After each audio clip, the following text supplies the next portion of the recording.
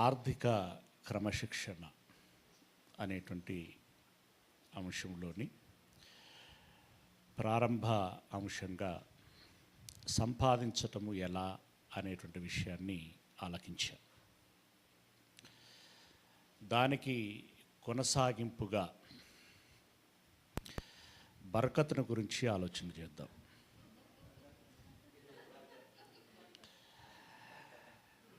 ఎంత చేసినా బరకత లేదని అంటారు చూడండి. అంటే సమృద్ధి ఎంత చేసినా నీలోకి వస్తలేదు,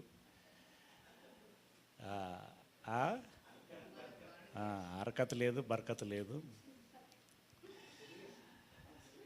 ఇది ఉర్దూ పదం. యాక్చువల్గా తెలంగాణలో ఉర్దూ పాపులర్, తెలుగులో సమృద్ధి. ప్రియ దేవుని వారలారా, ఇక్కడ ఒక విషయాన్ని మనం జాగ్రత్తగా గమనించాలి. దేవుడు ఎవరికి తీర్పు తీరుస్తాడు, ఎవరికి తీర్చడు, జనరల్గా మనకున్నటువంటి ఆలోచన అంటే వాక్యమును బట్టే. ఇదివరకు మనం చెప్పుకున్నటువంటి పాఠాలలో ఆ తీర్పును గురించినటువంటి అంశంలో మనం మాట్లాడుకుంటాం. విశ్వసించినటువంటి వారికి ఉన్నదా లేదా? విశ్వసించేటువంటి వారికి తీర్పు తీర్చబడదు. మరెవరికి తీర్పు? ఎవరైతే విశ్వసించారో, ఎవరైతే ఆయన కట్టడలను అనుసరించి జీవించారో వారికి తీర్పు. ఇందులో ప్రాముఖ్యంగా మనం గమనించాల్సినటువంటి విషయం ఏంటంటే, జనరలైజ్ చేద్దాం. Christians versus non Christians. Okay, ఇప్పుడు వీరిలో ఎవరికి తీర్పు ఉంటుంది, ఎవరికి తీర్పు ఉండదు అంటే ఏం చెప్తాం? నాన్ క్రిస్టియన్స్కి తీర్పు ఉంటుంది, క్రైస్తవులకి తీర్పు ఉండదు. ఇది జనరల్ అన్నప్పుడు ఇప్పుడు అన్యులని కొట్టేయాలి, పక్కకు పెట్టేసేయాలి. అందులో మన బంధువులు కూడా ఉండొచ్చు. ఏం చేస్తాం? ఏం చేయలేని పరిస్థితి. మన స్నేహితులు ఉండొచ్చు, మనకిష్టమైన వ్యక్తులు ఉండొచ్చు, కానీ చేసేది ఏం లేదు. మనకిష్టమైతే సరిపోదు కదా, దేవునికి ఇష్టమై ఉండాలి. వాళ్ళని పక్క పెట్టేసి ఇక క్రైస్తవులలో క్రీస్తును అనుసరించి జీవించేటువంటి నిజమైన క్రైస్తవులు, వేషధారులైన క్రైస్తవులు. వీళ్ళు క్రైస్తవులు, వాళ్ళు క్రైస్తవులు అనకూడదు, కానీ ఇక ఆల్టర్నేటివ్ వర్డ్ లేక వాడుతున్నాం, అది అంతే. ఓకే, వేషధారులైన క్రైస్తవులు. ఈ ఇద్దరిలో ఎవరికి తీర్పు ఉంటుంది, ఎవరికి ఉండదు?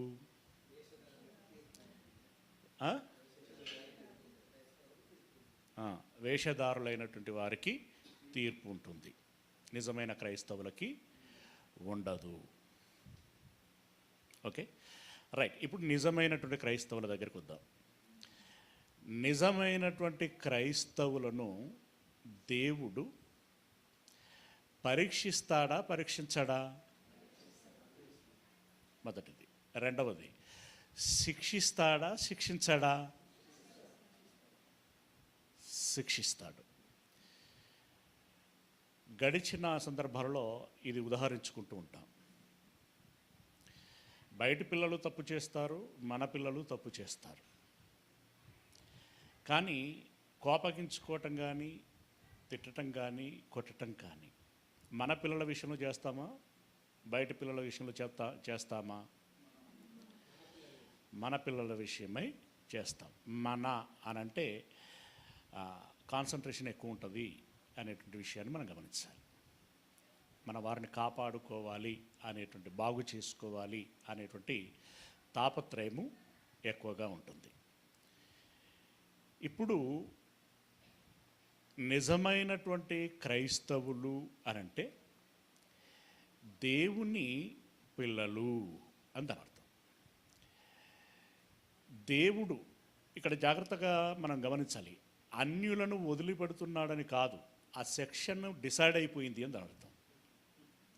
వేషధారులను వదిలిపెడుతున్నాడని కాదు, వాళ్ళు కూడా డిసైడ్ అయిపోతున్నారు అని దాని అర్థం.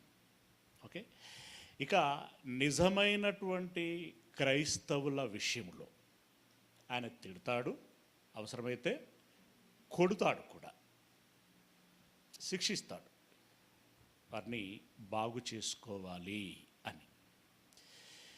ఈ శిక్షించేటువంటి విషయం కానీ లేదా ఆగ్రహము చూపించేటువంటి విషయం కానీ ఇది ఎలా ఉంటుంది అనేటువంటి విషయాన్ని కొంచెం జాగ్రత్తగా మనం గమనించాలి. దేవుడు స్వయంగా ప్రేమామయుడు, ప్రేమ స్వరూపి. ఇందులో ప్రేమ కలదు అని అంటాడు. అంటే తన కుమారుని పంపించి తన ద్వారా మనకు రక్షణను ప్రసాదించేటువంటి దానిలో ప్రేమ ఉన్నది అని చెప్పి ఆ యోహాను పత్రిక ప్రారంభ అధ్యాయంలో వివరంగా ఉంటుంది. మొదటగా దేవుడు ప్రేమించాడు, ఆ పిమ్మట యేసయ్య ప్రేమించాడు, ఆ పిమ్మట రకరకాల భక్తులు ప్రేమిస్తూ వస్తున్నారు. పరిశుద్ధాత్ముడు ఉన్నాడు అనుకోండి ఎలాగో. తిరిగి దేవుణ్ణి ప్రేమించేటువంటి వారు ఎవరు అనంటే మనకి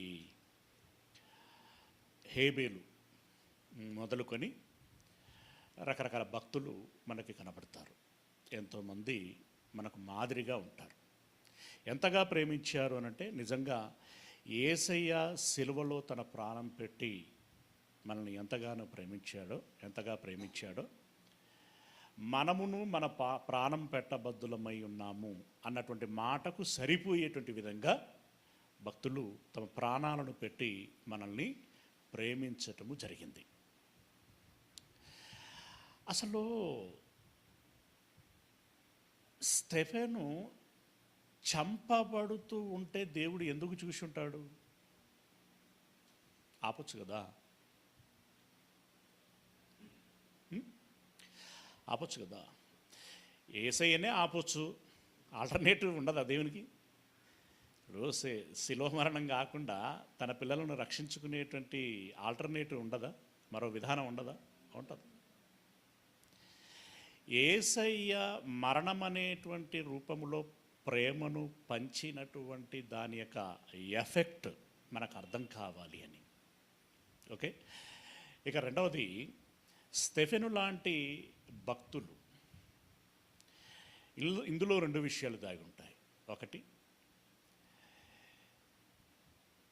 ఈ యోహాను గారు చెప్పినట్టుగా యేసు ప్రభుల వారు ప్రేమించినట్టుగా యేసు ప్రేమతో స్టెఫెను రక్షించబడ్డాడు. తిరిగి స్టెఫెను అంతగా ప్రేమిస్తాడా లేదా? మొదటిది. రెండవది, ఆ యేసు కాబట్టి, ఆయన ప్రభువు కాబట్టి ఓ వర్షంలో ఆయనకు సాధ్యం కానీ మన మనుషులము యేసయ్య మనం ఒకటి కాదు కదా అనేటువంటి విధానంలో కొంచెం తప్పించుకునేటువంటి ప్రయత్నం చేస్తూ ఉంటారు. ప్రేమించేటువంటి విషయంలో తప్పించుకునేటువంటి ప్రయత్నం చేస్తూ ఉంటారు. అంటే ప్రాణం పెట్టున్నంతగా ప్రేమించడం. కానీ స్టెఫెను సాధారణ వ్యక్తే కదా, మరి ఆయన పెట్టగలిగాడు కదా. యాకోబు పెట్టాడు, ఆయన అపోస్తలుడు, ఆయనను కూడా అపోస్తలుడు అంటారేమో, కానీ స్టెఫెను కాదు కదా. ఇంకా హతసాక్షులైనటువంటి వారు చాలామంది ఉన్నారు కదా, చాలామంది ఉన్నారు. వీళ్ళందరి విషయంలో దేవుడు పరీక్షిస్తూ వస్తున్నాడు.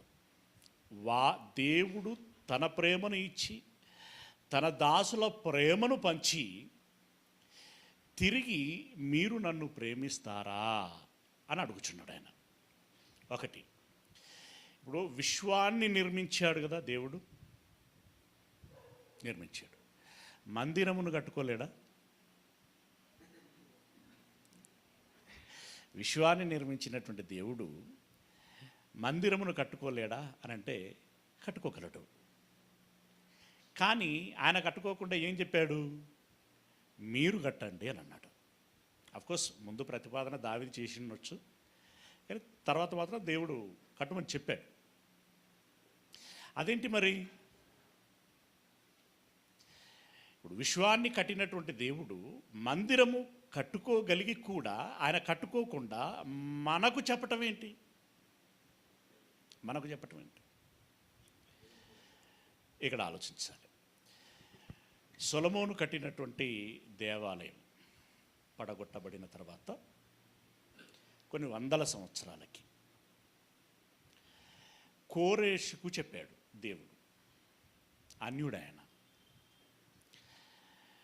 నా పిల్లలకి చెప్పు, కావలసింది ఇవ్వు, వెళ్ళి యెరూషలేములో మందిరము కట్టుమని చెప్పు. పాప ఆయన భయపడిపోయి దేవుడు ఎట్లా చెబితే అట్లా బుద్ధిమంతుడి విధంగా చెప్పేశాడు. ఆ విషయంలో బుద్ధిమంతుడనే చెప్పాలి. చక్కగా చెప్పాడు, చక్కగా పంపించాడు కూడా. ఈ జెరుబాబేలు మరి బృందం వెళ్ళారు, షేష్బజ్జరు వీళ్ళందరూ వెళ్ళారు. వెళ్ళిన తర్వాత ప్రారంభించారండి. ప్రారంభించగానే తగుదునమ్మా అని చెప్పి అక్కడ ఉన్న వాళ్ళు వచ్చి, మేము కూడా ఇందులో మా చెయ్యి వేస్తాము అని అన్నారు. అది సదుద్దేశంతో కాదు, అక్కడ ఒక దురుద్దేశం ఉంది. ఏంటి అని అంటే, ఇందులో మా హస్తం ఉందంటే మాకు పాలు చిక్కినట్టు అవుతుంది. అదే కదా, మామూలుగా ఇక్కడ కూడా మన దగ్గర కూడా అట్లా జరుగుతూ ఉంటాయి కదా. మనది ఉండాలంది ఇంత షేర్ ఉంటే మనకు రైట్స్ ఉంటాయి. అలా వాళ్ళు ఒక దురుద్దేశంతో మమ్మల్ని కూడా కలుపుకోండి అని అడుగుతారు. అప్పుడు వాళ్ళు అట్ట కుదురుతుంది, కుదరదు అని చెప్పేసి వాళ్ళు అన్నారు. అంటే వాళ్ళు రకరకాలైన సమస్యలు సృష్టించారు. చివరికి దర్యావేషి అయినటువంటి రాజుకి ఉత్తరం రాసి వీరి మీద లేనిపోని అబండాలు వేస్తూ, వీళ్ళు మంచోళ్ళు కాదు, వీరు గత చరిత్ర ఇలాంటిది, వాళ్ళు రాజులను సహితం ఎదురు తిరుగుతారు, రాజ్యాలను పడగొడతారు, ఇలాంటి చరిత్ర ఉంది, మీ విషయంలో కూడా ఇలాంటి కుట్ర చేస్తున్నారు అని చెప్పి ఉత్తరం రాస్తారు. ఇక ఆయనకంతా అనవసరం కదా. ఈ ఉత్తరం కూడా రాజుగారి యొక్క అధికారుల ద్వారా వెళ్తుంది కాబట్టి ఆయన దాన్ని సీరియస్గానే తీసుకుంటాడు. తీసుకొని మందిరమును కట్టడం ఆపేయండి అన్నాడు. ఇక ఆపేయండి అన్న తర్వాత ఈ రాయబారం చేయటం కానీ, వాళ్ళను ఒప్పించుకోవటం కానీ, సమన్వయం చేసుకోవటం కానీ, ఈ కట్టడం కానీ ఇదేం జరగట్లేదు, ఆగిపోయింది. కానీ ఏ పాటు తప్పినా సాపాటు తప్పదు కదా. ఆకలి అయితే వేస్తుంది కదా. ఆకలి వేస్తున్నది అని చెప్పేసి పనులు చేసుకోవటం ప్రారంభించారు. దున్నటం, విత్తటం, ఈ పనులలో ఉన్నారు. పనుల పనిగా ఈ దేవాలయం కట్టడానికి అభ్యంతరపరిచారే తప్ప ఇండ్లు కట్టుకోవటానికి ఎవరు అభ్యంతరపరచలే. ఇండ్లు కట్టుకున్నారట. ఇక ఇండ్లు కట్టుకున్నారు, వ్యవసాయం చేస్తున్నారు. అయితే సంవత్సరాలు గడిచిపోతున్నాయి.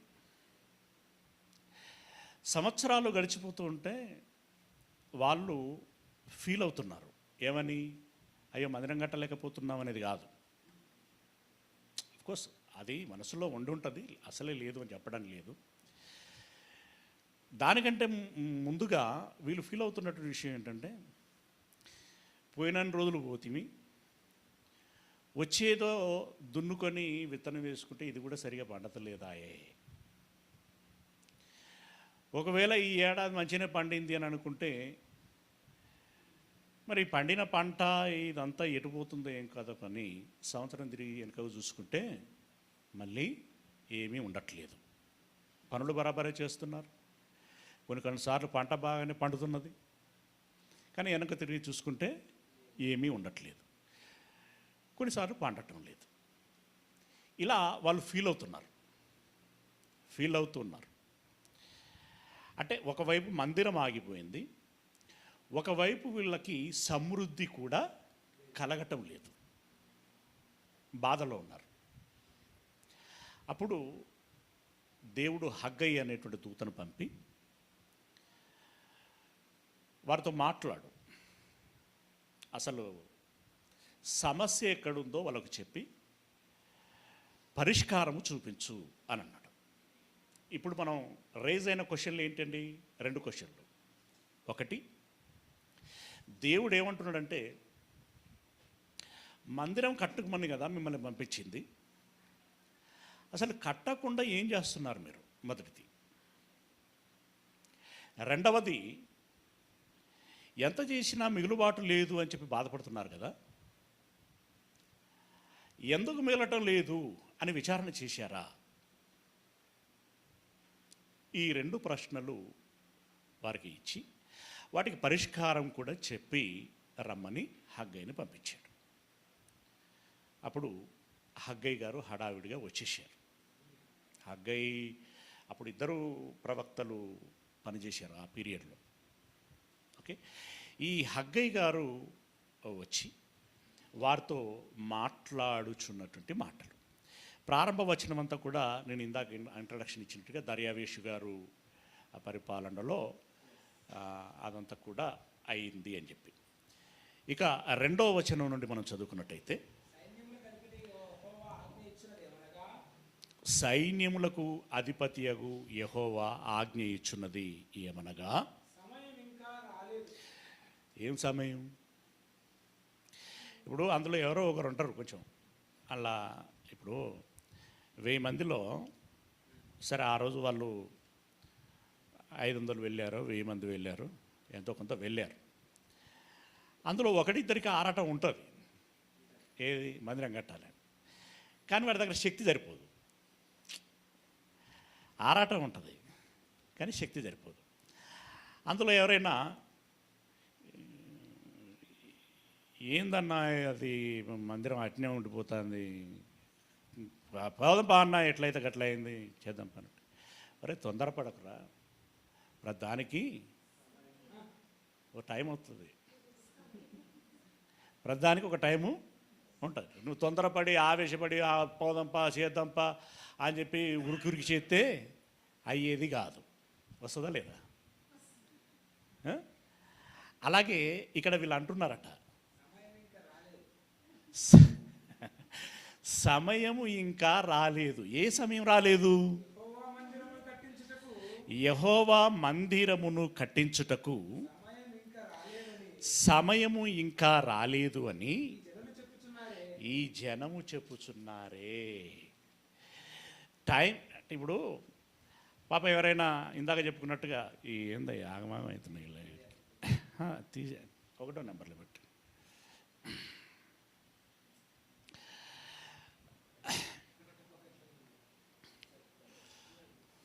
ఓకే, ఇప్పుడు ఆరాట ఉన్న వాళ్ళు ఎవరో ఒకరిద్దరు మనం కడదాము అని చెప్పేసారంటే వారంటున్నారు, పెద్దలు అనుకోవచ్చు, సమయం ఇంకా రాలేదు అని ఏమంటున్నారంటే, ఇంకా యెహోవా మందిరము కట్టించుటకు సమయం ఇంకా రాలేదని ఈ జనులు చెప్పుచున్నారే అని అన్నాడు.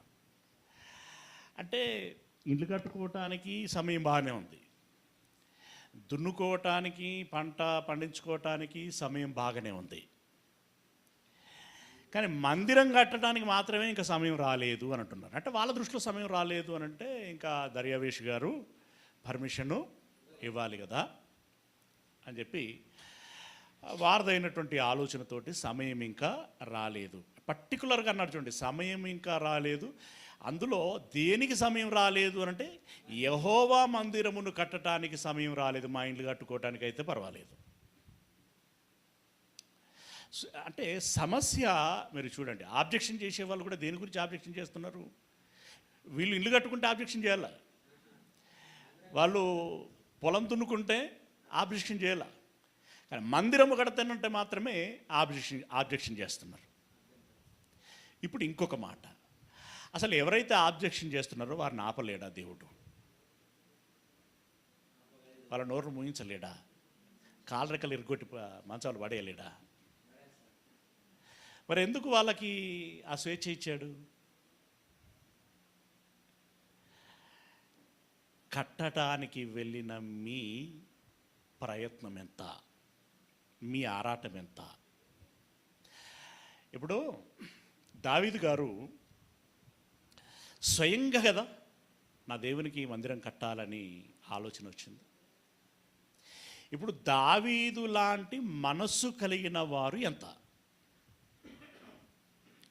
ఇప్పుడు దావీదు కట్టాలి అని అనుకున్నాడు. కట్టాలి అని అనుకుని ఏం చేశాడండి? రాసుల కొద్ది బంగారాన్ని పోగు చేశాడు. సరే, ఇశ్రాయేలీలకి చెప్పాడు, మీరు స్వచ్ఛందంగా స్పందించండి అని అన్నాడు. ఈయన విదేశాల నుండి, రకరకాల ప్రాంతాల నుండి తీసుకొచ్చింది, అలాగే వీళ్ళు సంపాదించింది అంత పోగు చేయించాడు. రాసులు పడ్డాయి, బంగారపు రాసి. ఏమండి, వడ్ల రాసులు అనేది ఉంటాయి, అలా రాసులు పోసారు. వెండి రాసులు పోసారు. ఇక రాగి ఉన్నది, ఇంకా రకరకాల రాళ్ళు ఉన్నాయి, కర్రలు ఉన్నాయి. ఇనుమైతే తూచ తరము కాలేదట. అవునా? అంతగా పోగు చేసాడండి. ఆయన ఫీల్ అయ్యాడు. ఆయన, నా హస్తములతో కట్టలేకపోతున్నానే, మరొకటి కావాలంటే ఒకటి పోగొట్టుకోవాలి, అంటే విడిచిపెట్టుకోవాలి. అఫ్కోర్స్ ఇంత ఇప్పుడు ఈరోజు ఫలాని స్థలములో కట్టాలని, దానికి అవసరమైనటువంటి వాటన్నిటినీ నీవు సిద్ధపరచుకోగలిగేటువంటి ఆ అవకాశం నీకు ఎప్పుడొచ్చింది అని అంటే, రాజుల మీద దండయాత్ర చేసి యుద్ధాలలో గెలిచినప్పుడు నీకు ఆ అవకాశం వచ్చింది. మరి అదే చేతులతో కట్టొచ్చు కదా అని అంటే, మనుషుల ఆలోచన అందరి స్టాండర్డ్ ఒక విధంగా ఉండదు. నిజంగా అర్థం చేసుకునే వాళ్ళు ఉంటే దావీదే కట్టాలి. కానీ ఇప్పుడు దావీదు కడితే ఏమంటారు? రక్తాన్ని ఒలగబోసిన చేతులతోటే పవిత్రమైన దేవుని మందిరాన్ని పునాది వేసి కడుతున్నాడు. అది పాపపు మందిరం అని అంటారు, రక్త మందిరము అని అంటారు వాళ్ళు. ఇప్పుడు యూదా గనక 30 వెండి నాణాలను తీసుకుంటే వాటి ఏం నాణాలు అన్నారు? రక్త క్రయధనము అని అన్నారు. ఆయన ఏం రక్తం ఒలికించలే, కానీ వాటికి ఆ స్టాంప్ పడ్డది. అలాగే ఇప్పుడు ఈయన మందిరం కట్టాడు అనుకోండి, తీర కట్టేదాకా చూస్తారు, తీర కట్టిన తర్వాత వాళ్ళు నిక్ నేమ్ పెడతారు. దానికి ఏమని పెడతారు? ఇప్పుడు కాసులకి ఏమన్నారు? రక్త క్రయధనము, అంతేనా? ఇది రక్త తర్పణ మందిరము, రక్తాన్ని ఒలికించి కట్టిన మందిరం, అంతే కదా? ఆ ఇంప్రెస్ పడింది అనుకోండి, మందిరము ఇక సర్వైవింగ్ ఎలా ఉంటుంది? ఇబ్బందికరంగా ఉంటుంది. కాబట్టి దావీదును ఆపాడు. దావీదుకు అర్హత లేదని కాదు అక్కడ, ఆలోచించగలిగేటువంటి, అర్థం చేసుకోగలిగేటువంటి వ్యక్తులు లేరు గనుక దేవుడు దావీదును ఆపాడు.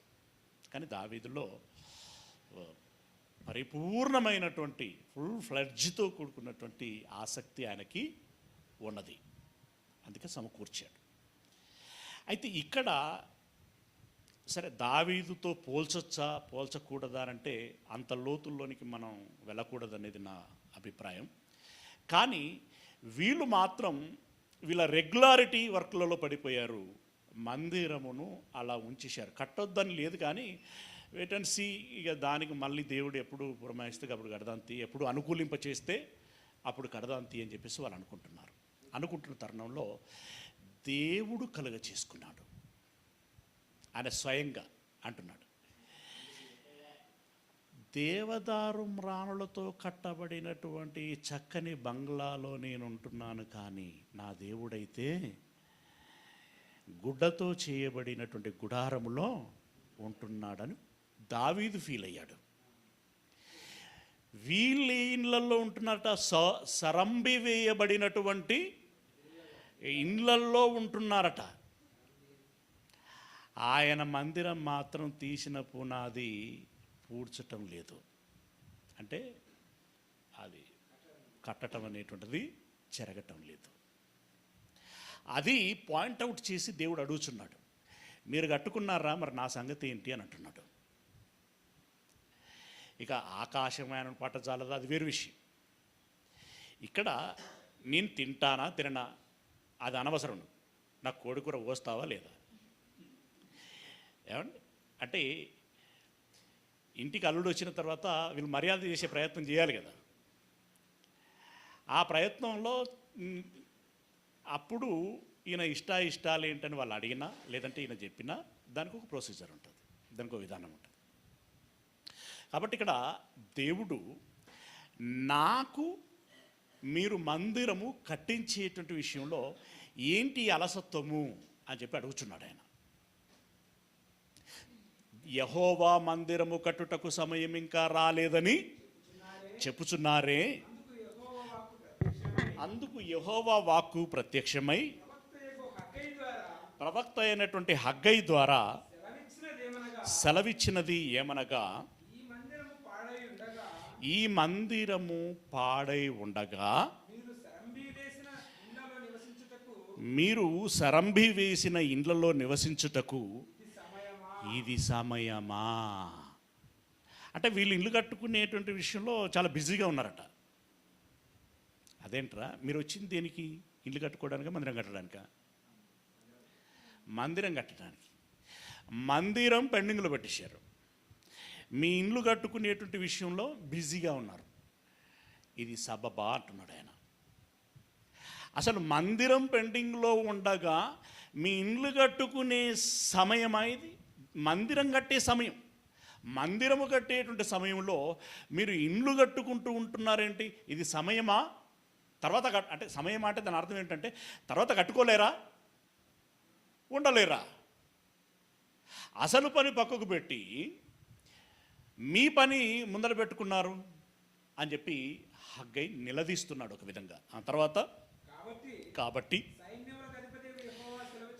సైన్యములకు అధిపతి యెహోవా సెలవిచ్చినదేమనగా మీరేం చేస్తున్నారో ఒకసారి ఆలోచించుకోండి అన్నాడు ఆయన. మీ ప్రవర్తనను గురించి మీరు ఆలోచించుకోండి. మీరు ఏం చేస్తున్నారు? మీ దేవుడికి మీరు ఇస్తున్న గౌరవం ఏంటి? ఆయన మాటకి మీరు ఏ మేరకి ప్రాధాన్యత ఇస్తున్నారు? మీరు మీ సొంత కార్యాలలో పడిపోయారు తప్ప దేవుని కార్యమును పట్టించుకోవటం లేదు. దైవ సన్నిధిలో మీరేంటో, మీ భక్తి ఏంటో, మీ వినయం ఏంటో మీరు ఒకసారి పరీక్షించుకోండి అని సూచన చేస్తూ, తర్వాత మీరు అంటే మిమ్మల్ని మీరు పరీక్షించుకోండి అని అంటూ ఏమంటున్నాడు అనంటే, మీరు విస్తారముగా విత్తినను మీకు కొంచెమే పండెను. అంటే కొంచెమే పండెను అనంటే ఇప్పుడు హగ్గయ్య గారు వచ్చి కొంచెం పండింది అని అన్నాడండి. హగ్గయ్య గారు వచ్చి కొంచెం పండిందని చెబితే కానీ వాళ్ళకు తెలిసి ఉంటుందా కొంచెం పండిందని? అంతకుముందే తెలిసి ఉంటుందా? అంటే తెలియకుండా ఉంటుందేమో. ఇప్పుడు మన బ్యాంకులో ఎంత ఉన్నది అనేది నా సొంతోడు వచ్చి చెక్ చేసిన తర్వాత తెలుస్తుందా మీకు? ముందే తెలుస్తుందా? ముందే తెలుస్తుంది. ఎప్పటికప్పుడు తెలుస్తూనే ఉంటుంది. ఖర్చు ఎంత, మిగులుబాటు ఎంత, సంపాదిస్తున్నది ఎంత, పొదుపు చేస్తున్నది ఎంత, ఇవన్నీ మనకు తెలుస్తూ ఉంటాయి.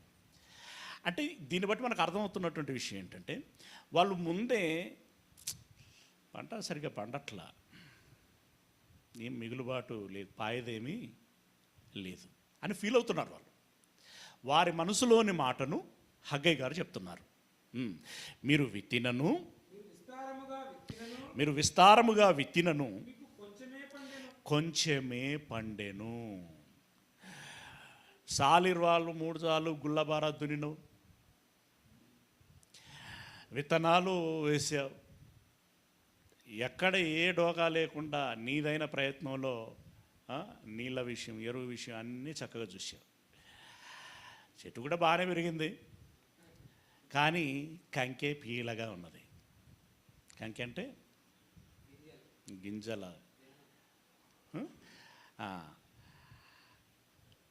ఇంత పెద్ద గొలుసు, ఆ గొలుసులో ఆ ఉన్నాయే పల్సగా ఉన్నాయంటే మళ్ళీ అందులో తాలు, ఆ తాలు మధ్యలో అక్కడొకటి మంచి గింజ.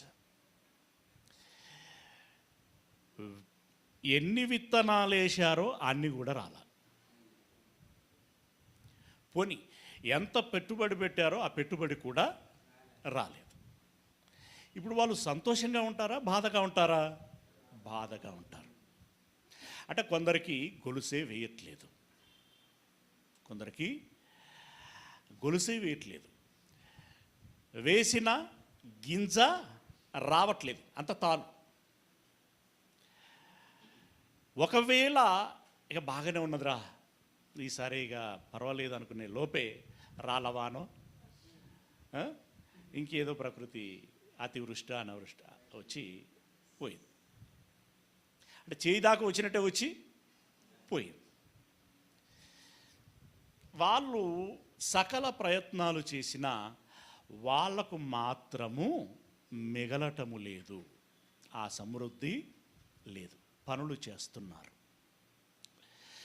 ఇప్పుడు మనం కూడా ఇళ్ళల్లో చాలా మాట్లాడుకుంటూ ఉంటాం. పాలమ్ముతారు, పెరుగమ్ముతారు, పూలమ్ముతారు.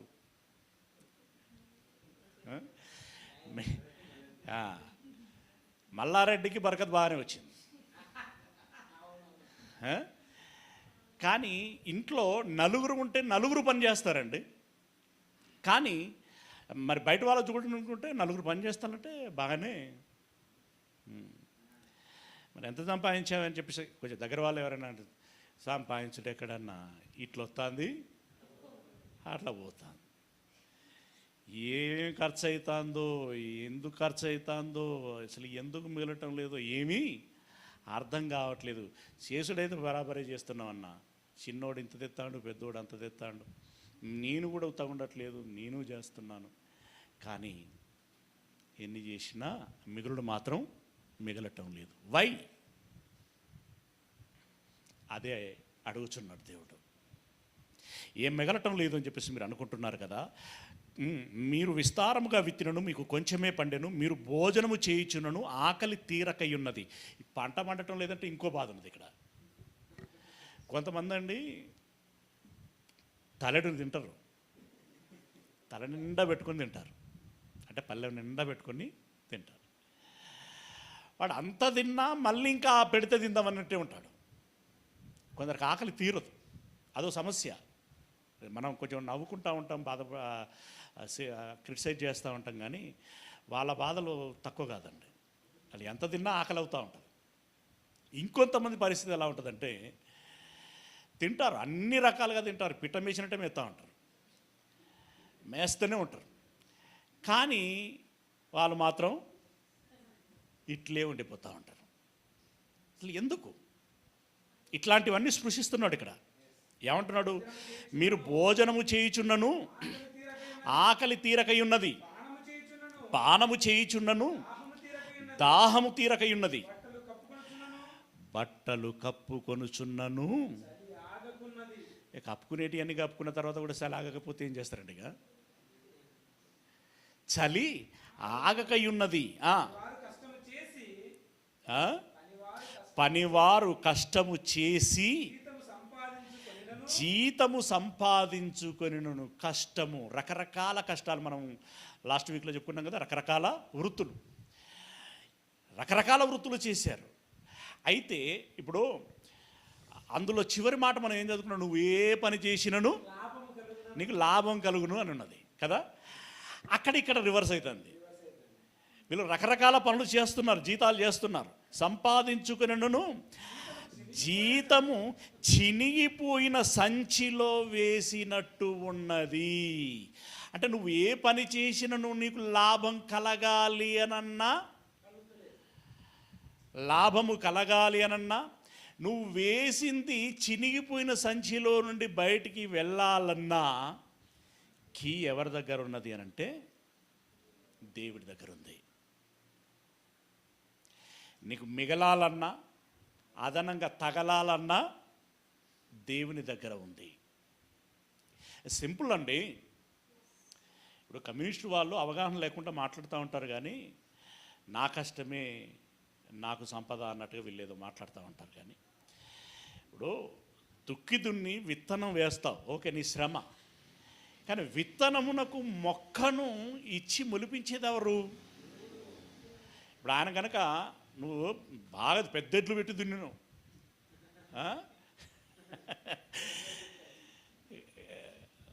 విత్తనాలు వేసావు, అవి మొలవకపోతే నువ్వేం చేస్తావు?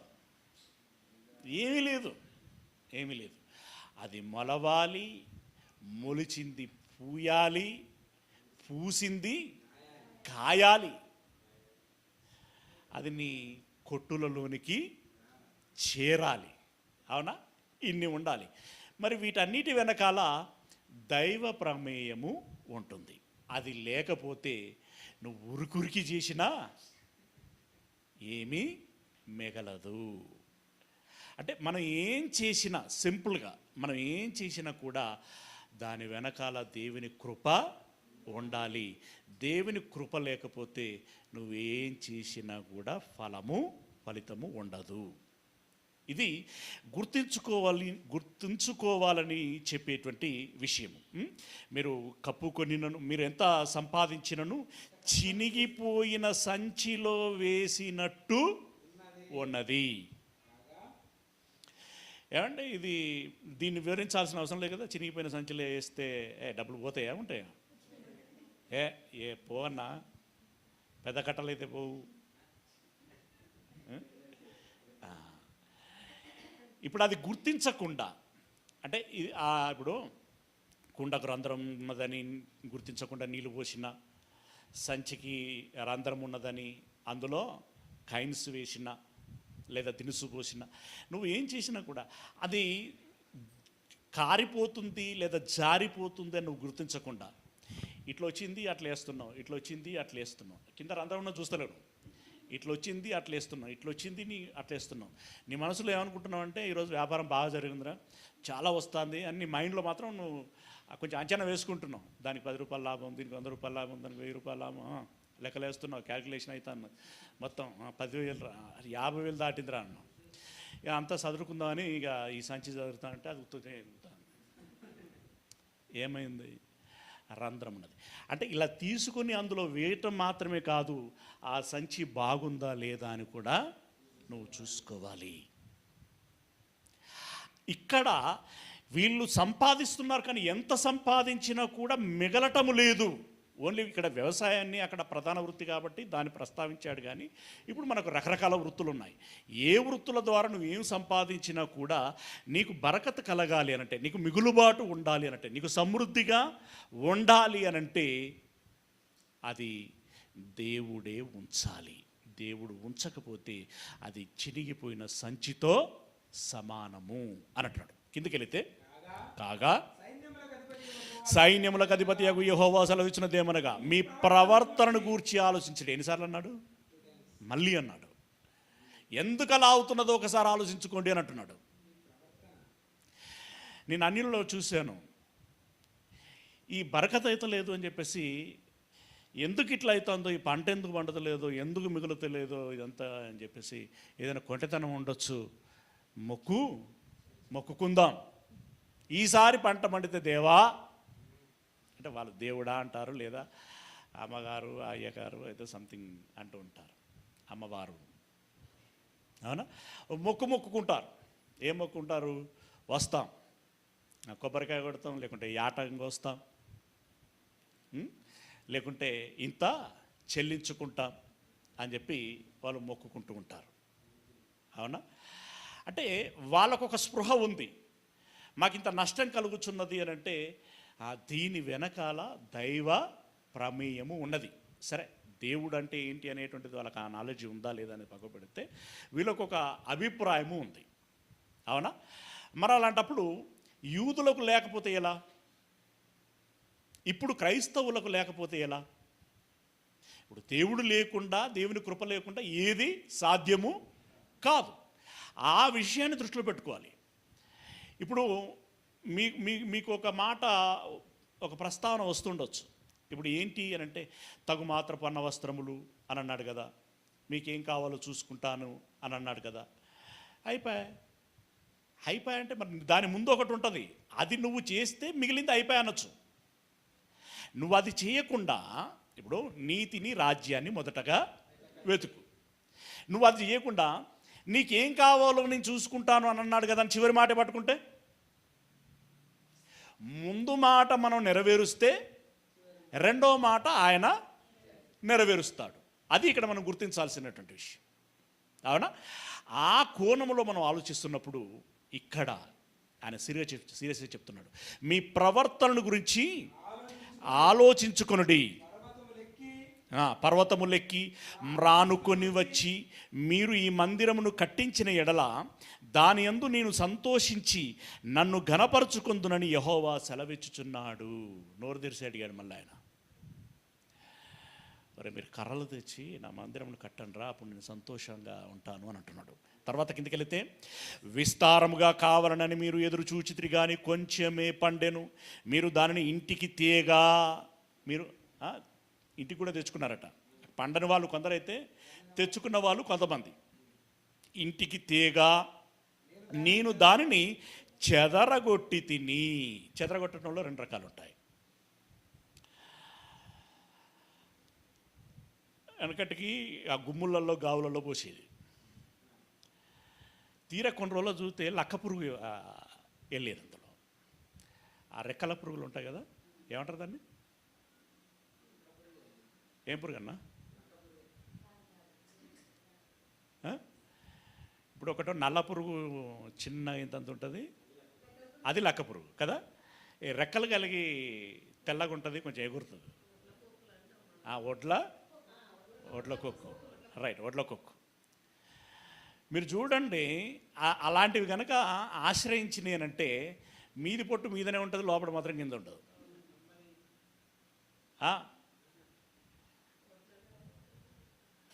మిడతలు ఎవరి దండు?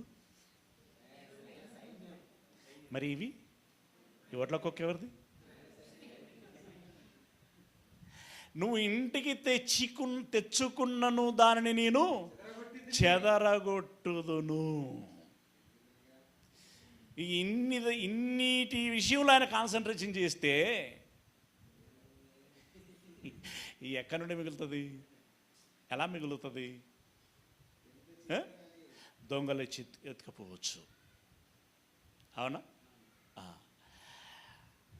ఆ వచ్చినటువంటి ఆ ధాన్యమును పదుగురికి పంచాల్సినటువంటి, అంటే ఆ గత్యంతరము లేనటువంటి పరిస్థితి ఏర్పడవచ్చు. ఇప్పుడు ఉదాహరణకి, ఇప్పుడు నీకు ఒక 4 పిల్లలు, 4 కూతుళ్ళు, 4 కొడుకులు ఉన్నారనుకో. వాళ్ళు ఎక్కడెక్కడో బతికేవాళ్ళు, వాళ్ళ కష్టం వాళ్ళు చేసేటట్టు. కానీ ఈరోజు వచ్చి డాడీ మాకేం వండలేదు అని చెప్పేసి అందరూ వచ్చి ఇంటికి తలా 4 ఉంచాలని పోసారు. నీకు చూసుకుంటే మళ్ళీ రావచ్చు. ఇప్పుడు వాళ్ళకు కూడా బండి ఉంటే ఈయన మిగులుబాటు ఈయనకు ఉండేది. ఇట్లా అది ఏ సిచ్యువేషన్ ఏ విధంగానైనా రావచ్చు అండి. అంటే మనం మాట్లాడుకుంటే దీన్ని ఒడుక్కుంటూ ఉంటే చాలా కోణాలలో విషయాలు కనబడుతూ ఉంటాయి. అదే ఇక్కడ ప్రస్తావన చేస్తున్నాడు. విస్తారముగా కావాలని మీరు ఎదురు చూచితిరి కానీ కొంచెమే పండెను, మీరు దానిని ఇంటికి తేగా నేను దానిని చెదరగొట్టి తిని. ఎందుచేతనని? ఎందుకు ఇట్లయితుంది బిడ్డ? మనకు అసలు వీళ్ళంతా మనం మాట్లాడుకుంటూ ఉంటాం కదా, అసలు ఇట్లా ఎందుకు అవుతుందో అర్థం కావట్లేదన్న. ఎంత చిరంజీవి అంటూ ఉంటాడు అప్పుడప్పుడు, 1500 శాలరీ నుండి ఇప్పుడు 60,000 70,000 వచ్చినా కూడా చాలతలేదు. ఎందుకు? ఇక్కడ అడుగుచున్నాడు. ఏమని అడుగుచున్నాడు? ఎందుచేతనని యెహోవా అడుగుచున్నాడు.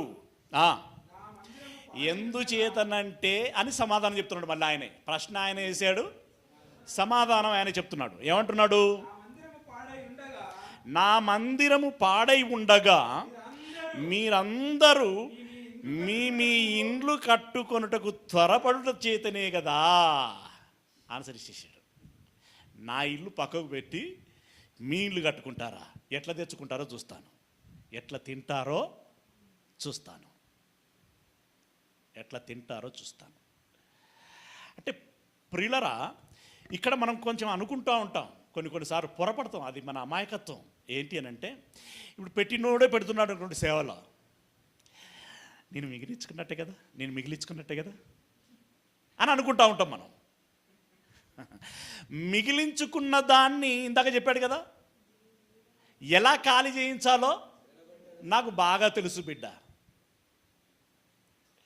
అనుకోని సంఘటన, అది అనారోగ్యం కావచ్చు, యాక్సిడెంట్ కావచ్చు, లేదంటే ఇంకొకటి. నువ్వు పోగు చేసింది ఆటానైతే ఖర్చు చేసింది రూపాయిన్నర. అయిపోయి ఈయన దేవునికి పెట్టిండు, ఈయన రూపాయిన్నర పెట్టిండు. నువ్వు హాస్పిటల్కో లేకుంటే ఇంకో దానికో ఫైనో గీనో ఇంకో దానికి నువ్వు రూపాయిన్నర పెట్టినావు. లెక్క సరిపోయిందా? లెక్క సరిపోయింది. చివరికి మళ్ళీ ఇందులో మరి ఎవరు బెనిఫిషియరు? ఇప్పుడు వేరే ఎక్కడో పెట్టావు, అది నీకేం కౌంట్లోకి రాదు, పోయింది కది. కానీ దేవుని పని కోసం పెట్టావు, అది కౌంట్లోకి వస్తుందా రాదా? అది పరలోక ధనంగా మరి ఎవరి పెట్టుబడి ఇప్పుడు ఇక్కడ ప్రయోజనకరము? ఎలా ఖర్చు అయితే, మన ధనము ఎలా ఖర్చు అయితే బెటర్? అంటే ఒకటి పరలోక ధనంగా మలచబడుతుంది, రెండవది దేవుడు కూడా నా పని విషయమే ఖర్చు పెడుతున్నాడు. కాబట్టి ఇప్పుడు మీకు ఇక్కడ బరకత లేకుండా ఎందుకు అవుతున్నది అని అంటున్నాడు, కారణం చెప్పాడు కదా. అంటే మీకు సమృద్ధి ఎప్పుడు కలుగుతుంది? నా పని మీద మీరు దృష్టి పెడితే మీకు సమృద్ధి కలుగుతుంది. అంటే అక్కడ పరలోక ధనానికి ధనం పెరుగుతుంది, ఇంట్లో సమృద్ధికి ఇంట్లో ఉంటుంది. ఎంత బాగుంది, ఎంత బాగుంది. ఇది చాలామంది ఆలోచించారండి. ఇట్లా ఎందుకు అవుతుందో అర్థమవుతలేదు, ఇట్లా ఎందుకు అవుతుందో అర్థమవుతలేదు. అయ్యగారు ప్రార్థన చేయండి, అయ్యగారు ప్రార్థన చేయండి. ఈయన అయితే మాత్రం ఎవరండి నీకేమైనా బుద్ధి ఉందారా? వాళ్ళు ఏం చేస్తున్నారో వాళ్ళకి చెప్పకుండా నువ్వు నాకు చెప్తున్నావేంద్రా? ఇప్పుడు నువ్వు అయ్యగారు అడిగినట్టే దేవుడిని అడిగినట్టే కదా, ఒక విధంగా అడిగినట్టే కదా, ఆ దేవునికి చెప్పినట్టే కదా, దేవా కొంచెం వాళ్ళకి సమస్య ఉంది చూసుకోదే. ఏం చూసుకోవాలరా? నీకు కనబడతలే? నీకు కనిపించట్లేదా? వాళ్ళు ఏం చేస్తున్నారు? వాళ్ళు ఇవ్వాల్సింది ఏది, వాళ్ళు చేయాల్సింది ఏది? నువ్వు అది చెప్తున్నావు వాళ్ళకి. అంటే అది చెప్తే వాళ్ళ కోపం వస్తుంది. ఆహా, వాళ్ళ కోపం వస్తుంది కానీ నన్ను అడగడానికి మాత్రం. అంటే ఇప్పుడు చెప్పండి, భక్తుల కోపం వస్తే ప్రాబ్లమా, దేవుని కోపం వస్తే ప్రాబ్లమా? మధ్యలో ఉన్నోడికి దమ్మిడే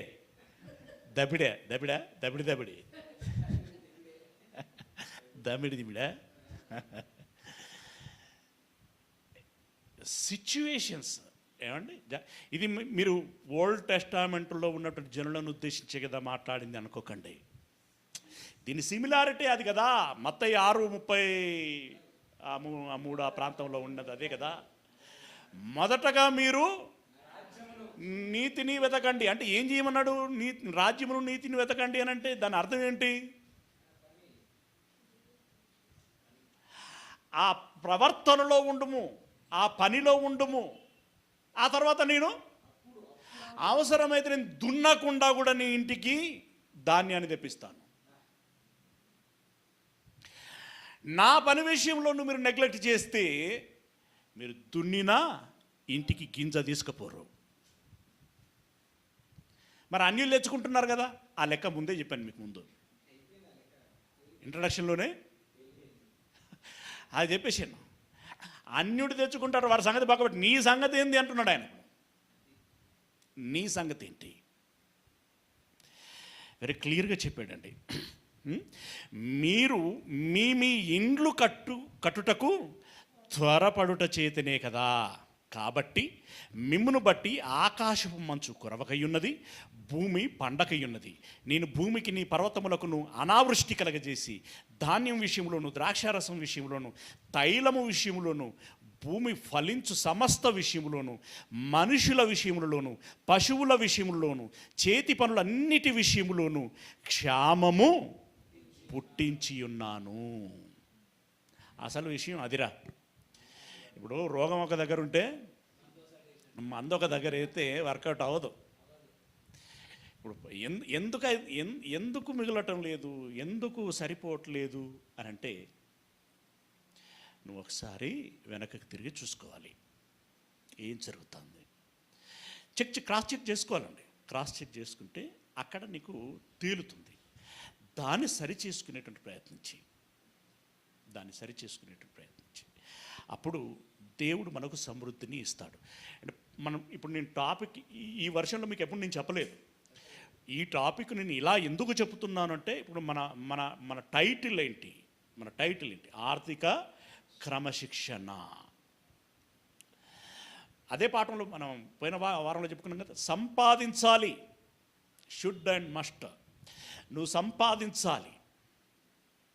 ధనవంతుడవగటం అనేటువంటిది వేరు, నువ్వు సంపాదించాలి. అయితే సంపాదన అనేటువంటిది ఎలా సంపాదించగలవు?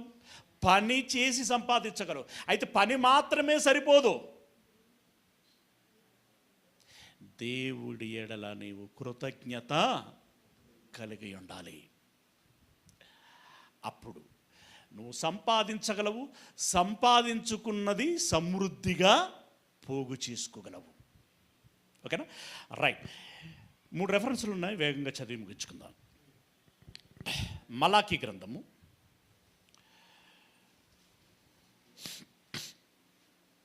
3వ అధ్యాయం. మలాకీ గ్రంథం 3వ అధ్యాయం 10వ వచనం. నా మందిరములో ఆహారముండునట్లు 10వ భాగం అంతయు నా మందిరపు నిధిలోనికి తీసుకురండి. పోయిన వారము అటుపోయిన వారము ధర్మనకు ఛార్జ్ ఇచ్చాం. ఏం చేయాలి ఇప్పుడు? ధర్మన్న దాన్ని పోగు చేయాలి. ఓ 2 నెలలు గడిచిన తర్వాత ధర్మన్నని అడిగాం, అన్న ఎంత కలెక్ట్ అయింది? ఎవరైనా ఇస్తే కదా అన్న కలెక్ట్ అయ్యేది. ఎవరి ఏంది నన్నేం చేయమంటాను? నిజమే కదా, ఎవరి ఏంది ఆయన ఏం చేస్తాడు? మరి ఇప్పుడు దేవుడు అడుగుతున్నాడు, నా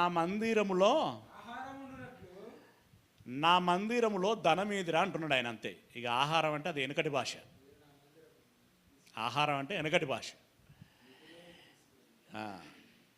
ఇప్పుడు ధనము, నిధి ఏదిరా అని అంటున్నాడు.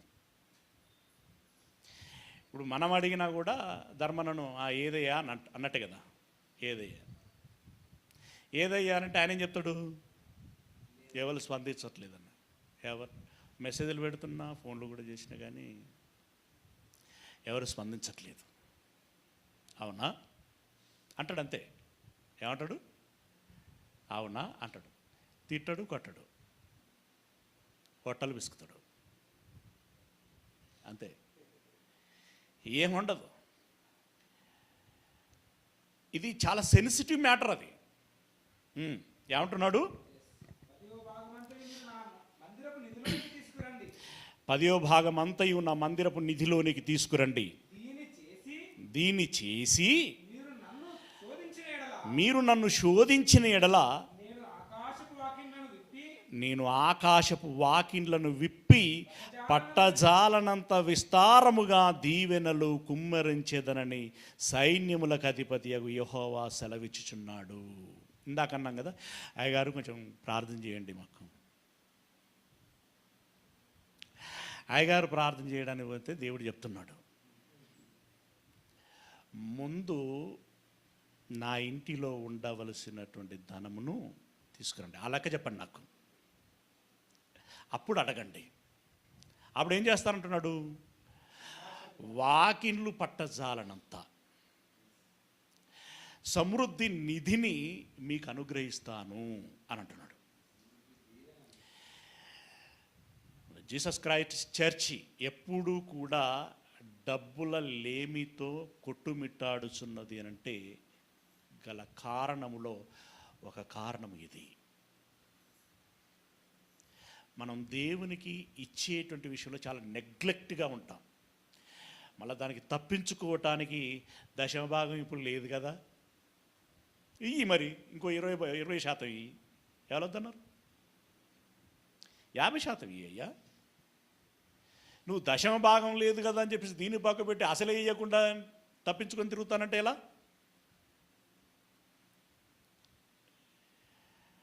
మీకు కలిగిన కొలది ఇమ్మన్నాడు కదా. కలిగిన కొలది దాంట్లో నువ్వు ఆ హేబేలు మొదలుకొని ఇప్పటి వరకు ఏమి ఇవ్వాలి అనేటువంటిది నీకేం అర్థం కావట్లేదా? నీకు బోధపడటం లేదా? నీకు తెలివి లేదా? నీకు తెలుస్తలేదా? శ్రేష్టమైనది అని అన్నాడు, ఇవ్వు. ప్రథమ ఫలము అని అన్నాడు, ఇవ్వు. ఏమండి, ఇప్పుడు మనం ఎంతసేపు ఎస్కేప్ అవ్వటానికి ప్రయత్నం చేస్తామే తప్ప దానిలో వదలటానికి మనం ప్రయత్నం చేయం. అంటే మరి ఇప్పుడు ఇస్తే వాకిలు పట్టదానంత దేవుడు కుమ్మరిస్తాడా? జాగ్రత్తగా గమనించండి. ఒకటి ఆయన అష్యూరెన్స్ ఇచ్చింది ఏంటంటే,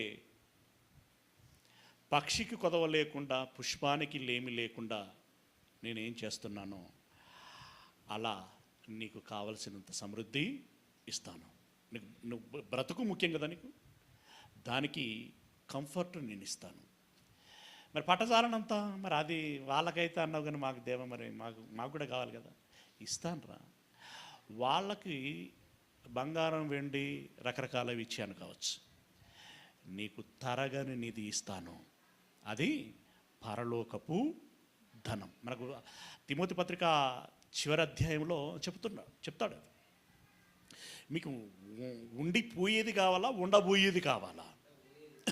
ఏమండి, అలాగే పరసంబంధమైనటువంటి ధనమును, మంచి కార్యములు చేసి పరసంబంధమైనటువంటి ధనమును మీరు పోగు చేసుకోండి అని అంటాడు, ఇస్తాడు. ఆయన ఆశీర్వాదము ఏదో ఒక రూపంలో మనకు చెందుతుంది. ఆ మాటకు వస్తే శరీరానికి చెందవలసినంత చెంది మనమే చెప్పాలి, దేవ శరీరానికి కొంచెమే ఇయ్యయ్యా. ఆత్మ సంబంధం అనేది మాత్రం దండిగా దయచేయ్యా మనమే అనాలి అసలు యాక్చువల్గా, రైట్? కానీ ఆ బ్యాలెన్స్ ఆయన మెయింటైన్ చేస్తాను అంటున్నాడు కనుక ఆయన ఒక ఛాలెంజ్ అనుకోవాలి. ఏమనుకోవాలి అంటే, దాన్ని మీరు ఇచ్చి నన్ను అడగండి అని అంటున్నాడు. అప్పుడు ఇవ్వకపోతే నన్ను అడగండి అని అంటున్నాడు ఆయన. మీరు ఇవ్వకుండానే నాకెందుకు ఇట్లా అవుతుంది, అట్లా ఎందుకు అవుతుంది, నమ్ముకున్నాను కాదే దేవా, నేను ప్రార్థన చేసినా కూడా స్పందించట్లేదు అనంటే ఆయన ఏమన్నా తెలుసు, ఇంకొక దగ్గర వినకుండున్నట్లు నా చెవులు మందం కాలేదు, చూడకుండున్నట్లు నా కనులు గుడ్డివి కాలేదు, నా చెయ్యి కురచ కాలేదు. మరి ఎక్కడ సమస్య వచ్చింది? మీకు మాకు మధ్యలో మీరు ఒక గోడ కట్టారా అన్నాడు. మీరు ఒక గోడ కట్టారా? గోడ ఎప్పుడు కట్టినాం? చూస్తే నీకు కనబడుతుంది. గనుక మీరు ఇవ్వండి, ఆ తర్వాత నేను ఇవ్వకపోతే నన్ను అడగండి అని అంటున్నాడు. సామెతల గ్రంథం 3వ అధ్యాయము 9-10 వచనాలు. సామెతల గ్రంథం 3వ అధ్యాయము 9-10 వచనాలు.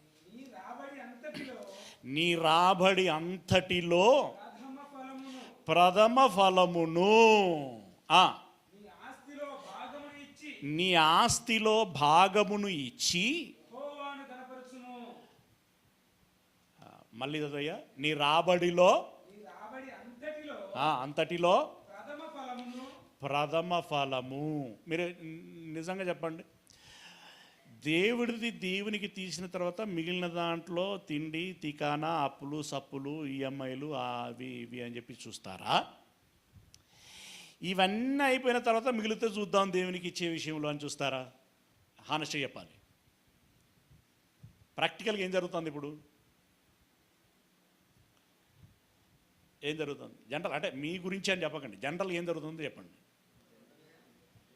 జనరల్గానైతే ముందు కదా అన్నీ చూసుకున్న తర్వాత ఆయన మిగిలితే చూద్దామనే టైంలోనే ఉన్నారు. కానీ ఆయన ఏమంటుండంటే, ఫస్ట్ నేను, అరే నన్ను ఇచ్చి శోధించురా, నాకు ఇచ్చి శోధించు, అప్పుడు నీకు లేమి వస్తే నన్ను అడుగు అని అంటున్నాడు ఆయన. ఈ నెల ఇచ్చి మళ్ళీ 2వ నెలనే అడగకు, ఏమైంది దేవా అన్నావు కదా అని. దానికి ఒక వెయిటింగ్ టైం ఉంటుంది. అంటే ఇప్పుడు నువ్వేంటో తెలియాలి కదా, అది నీ నిలకడ మీద తెలుస్తుంది కదా. కాబట్టి ఇవ్వండి. ఇక్కడ ఏమన్నాడు? నీ రాబడి అంతటిలో ప్రథమ ఫలమును నీ ఆస్తిలో భాగమును ఇచ్చి యెహోవాను ఘనపరుచుము. అప్పుడు అప్పుడు అప్పుడు కౌంట్ స్టార్ట్ అవుతుంది. అంతేనా? అప్పుడు నీ కొట్లలో ధాన్యము సమృద్ధిగా ఉండను. దాన్ని ఇప్పుడు కన్వర్ట్ చేస్తే నీ బ్యాంక్ బ్యాలెన్స్ బాగుంటుందిరా అని అంటున్నాడు. కన్వర్ట్ చేయాల్సింది కదా. అప్పుడు నీ బ్యాంకులో డబ్బులు సమృద్ధిగా ఉంటాయి. నీ గానుగలలో అంటే నీ బీరువలలో మరి ఇప్పుడు గానుగంటే ఏందని నానంటారు. మళ్ళీ అన్వయించుకోవాలండి. ఇప్పుడు ఆ రోజుల్లో ఉన్న జనాలకి ఆ భాషలో చెప్పాడు కదా. ఈ రోజుల్లో ఉన్నటువంటి మనం ఈ భాషలో చదువుకోవాలి. నీ గానుగలలో నుండి క్రొత్త ద్రాక్షారసం పైకి పొరలి పారును. గానుగ అంటే యాక్చువల్గా ఆ రోజు ద్రాక్ష పండ్లన్నీ వేసి ఎద్దులతో తొక్కడం కాదు, ఒక రోల్ ఉంటుంది, అది తిరుగుతూ ఉంటుంది, అందులో నుండి పొంగుతుందట ద్రాక్షరసం. ఇప్పుడు పండులో జ్యూస్ ఉందనుకోండి, దాని మీద ఏదైనా ప్రసవైనా చిమ్ముతుంది ఇట్లా. కానీ నాపగా తారిపోయి ఉన్నదనుకోండి, నువ్వు ఎంత గట్టిగా వచ్చినా సుక్క రాదు. కానీ నేను ఏమంటున్నానంటే నీ గానుగల నుండి ద్రాక్షరసం పొంగును అంటే పొరలి పారుతుంది అని అంటున్నాడు. It's true. కనుక దీన్ని ఇప్పుడు మనం కన్వర్ట్ చేసుకోవాలి. ఇప్పటికీ కన్వర్ట్ చేసుకొని దేవుడు ఒకటే రెండు అడుగుతాడు మనలా. ఆప్షన్ నీదేరా. ఇప్పుడు ఫుల్గా ఇచ్చేసి పరలోక విషయంలో నీకేం ఇవ్వకపోయినా పర్వాలేదా? అది నిత్య జీవం, ఇది టెంపరరీ. లేదు, ఇప్పుడు మేరకిచ్చి పరలోకానికి సమృద్ధిగా ఉండాల్సినటువంటి ధనము లేదా ఆశీర్వాదము నీకు పెట్టడానికి నీకు ఏది ఇష్టమో చెప్పు. ఇప్పుడు ఈ పెన్షన్ల గురించి ఫైటింగ్ జరుగుతుంది. అలా ఆప్షన్లు వచ్చాయి. మొత్తం ఒకసారి ఇవ్వాలా, లేకుంటే నెలకి ఇంత ఇవ్వాలా? ఆ నెల అనేటువంటి దాని విషయంలో ముందు కొంత లంసమ్ అమౌంట్ ఇచ్చి దాన్ని మళ్ళీ కొంత నెలగా ఇవ్వాలా? అది నీ వరకే ఇవ్వాలా, నీ భార్యకు కూడా ఇవ్వాలా? ఇవన్నీ కొన్ని లెక్కలు పెట్టింది అది సెంట్రల్ గవర్నమెంట్.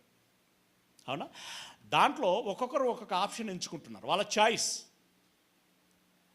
తర్వాత దాని పరిణామాలు ఏమున్నా కూడా వాళ్ళే భరించాలి, పరిస్థితులన్నింటినీ భరించాలి. ఇప్పుడు నీ చాయిస్ ఏంటో అడుగు దేవునిగా. తెలివైన వారు ఏం చేస్తారో మీకు తెలుసు. ఓకే, గనుక ఆయన ఇస్తాడు. అసలు ఈరోజు ధనవంతులు ఉన్నారా లేదా? ఇప్పుడు అంబానీకి ఇచ్చింది ఎవరు? వాళ్ళ దేవుడు అంటారా? మన దేవుడేనా వాళ్ళ దేవుడా? మన దేవుడే కదా. మన దేవుడే అంబానీకి ఇచ్చాడు. మరి ఎందుకు అయ్యాడు అంత ధనవంతుడు? మరి ఆయనది ఏం లెక్క లేదు కదా, ఆయన ఏమైనా అడుగుతలేరు కదా. దానికో టైం వస్తుంది. వాళ్ళ విషయంలో ఒక నిర్ణయం ఉంది కనుక వాళ్ళ విషయాన్ని పక్క పెడితే మనము మనకు కావలసినటువంటి దానిని పొందాలి అనంటే ముందు దేవుడికి ఇచ్చి అడగాలి, ఆయనను కనపరచాలి. అవునా? రైట్. ఇక నువ్వు ఏం చేయాలన్నా కూడా, నువ్వు చదువులు కావచ్చు, ఉద్యోగాలు కావచ్చు, వ్యాపారాలు కావచ్చు, ఇంకేవైనా ఇంకా వగైరా ఏవైనా సరే, నువ్వు ముందే తురుంకాన్ లెక్క నేను ఇది చేస్తా, అది చేస్తా, ఇంత చేస్తా, అంత చేస్తా అని చెప్పి అనకు. మా అచ్చిగాడికి ఒక విషయం బాగా తెలుసు. వాడు చిన్నప్పుడు ఇంత మాటలు పొడిగా వస్తున్నప్పుడే, డాడీ నీకు కారు కొనిస్తానన్నది. తర్వాత బోధపడింది అంత సినిమా నాకు లేదు అని. అఫ్కోర్స్ వాని వయస్సును బట్టి అదేం తప్పు పట్టేది కాదు. కానీ మనం మాటలు కోటలు దాటుతాయి. రెండవది, ఇక్కడ దైవ దృక్కోణంలో కాకుండా మనము ఏదో సాధిస్తాము, ఇది చేద్దాము, అది చేద్దాము అని చెప్పేసి మనం ఒక నిర్ణయాలు తీసుకొని ప్రగల్భాలు పలుకుతూ ఉంటాం. వద్దు. ఆయన అంటున్నది ఏంటంటే, ఒరే ఇందాక చెప్పినట్టు కూడా నా కృప లేకుండా మీరేమి చేయలేరు.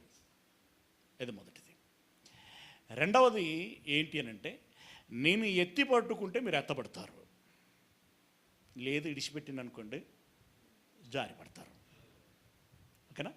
కనుక మీరు ఏదైనా చేయాలి అనుకున్నప్పుడు, ఏ పనులైనా, వర్కులు ఇవి ఏవైనా సరే, మీరేమైనా చేయాలనుకున్నప్పుడు ఏం చేయమన్నాడు, ఏమనమన్నాడు?